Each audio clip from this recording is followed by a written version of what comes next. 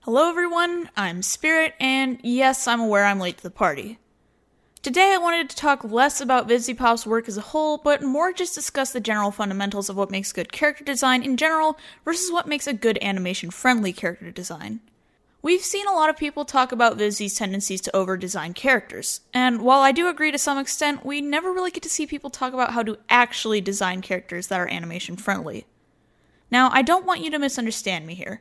Vivzie's characters for HAZBIN Hotel are very complex, however they are also very well-designed characters.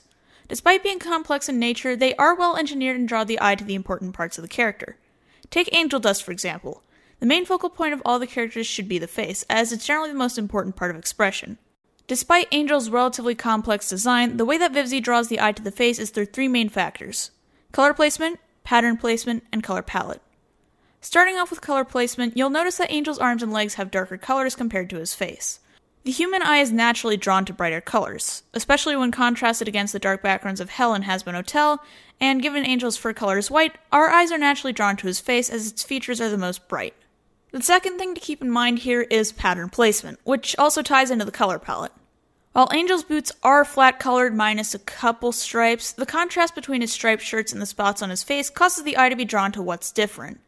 Given we're already drawn to the brighter color, for example his face, and by similar logic his chest, the usage of spots and the difference in shape language on Angel's face and complexity causes our eyes to be drawn even more to his expression. Now the last thing to note is that little golden tooth that Angel has. Angel's main color palette is maroon, pink, and white, and the only thing that is different is the one golden tooth in his mouth. As a rule of thumb when creating a character, it's often better to create as limited of a palette as possible. Sure, you can have varying hues and levels of saturation like Angel's stripes and gloves, however, the incorporation of another color completely will immediately draw the eye to it, due to humans having evolved to pick out high contrast as a means of survival. Now that we've broken down the reasons as to why these are objectively well-designed characters, I do want to talk about the difference between designs like these and designs made to be more animation-friendly. While I love Vivzie's art style and her various design tropes, she and I sadly share a similar taste when it comes to designing characters with so many patterns and details that it takes more time to redraw them than it would be to animate an entire film with a blob. Heck, just one look at my current screen design shows that I have the exact same problem. All things considered, the consistency and detail in Vivzie's and her team's work should speak wonders to their skills as animators. The fact that they were able to keep things as consistent as they did, with most of the missing or changed details not being easily noticeable, shows their dedication to the craft, especially the colorists and cleanup artists. In the grand scheme of things, complex designs that are engineered well despite their level of detail are still acceptable, they're just incredibly time-consuming. If HAZBIN Hotel were rendered in a 3D environment, I have a feeling people wouldn't bring up the complexity as much given they're being rendered as models rather than drawings. Now then, when it comes to designing characters friendly for animation, this does bring up the topic of 2D media versus 3D media. Unlike 3D media where details are rendered on a model and thus maintain more consistency, 2D media requires each individual frame to be drawn, and thus every detail to be redrawn.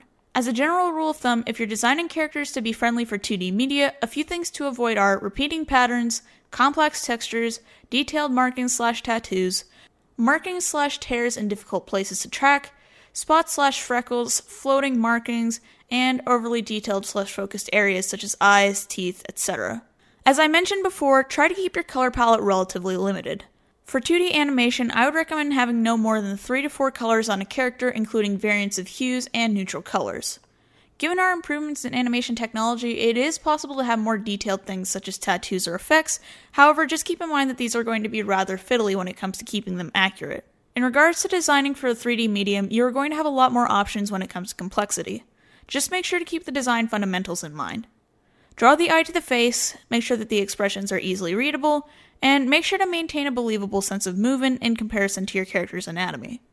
If your character is very realistic in anatomy and proportion, fast-paced and cartoony expression may feel very uncanny unless you go the way of anime.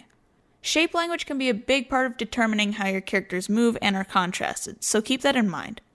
Ultimately, it just comes down to self-awareness and analyzing how much time you want to put into it. A big test of it is to do small test animations with your current design and see how long it takes you. You'll notice ways to fix it along the way. And that's about it for today's video. If you liked what you saw and you want to see more, please be sure to check out my other videos and subscribe. Also be sure to follow me on Twitch where I do weekly art streams and hang out with peeps in the Discord chat. Otherwise, thank you guys for watching. If you have any suggestions for future videos, feel free to leave them in the comments below. I'm looking forward to hearing from you. I'm Spirit, and I'll see you next time.